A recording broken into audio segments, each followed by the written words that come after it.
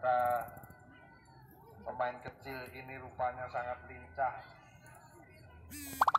Ya, lemparan dalam ambil oleh kapten tim.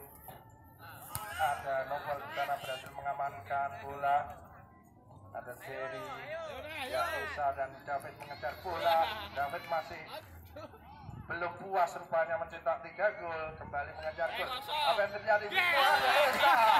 Esa Raiso Yo Rapopo sering semangat, fair play tetap dijaga, jalan kalah menang biasa. Yang penting pun ya masih ada di sana. David masih menguasai bola. Kiper rupanya David kalah cekatan sama kiper gawang ini, menghasilkan tendangan gawang saja, diambil oleh kapten tim.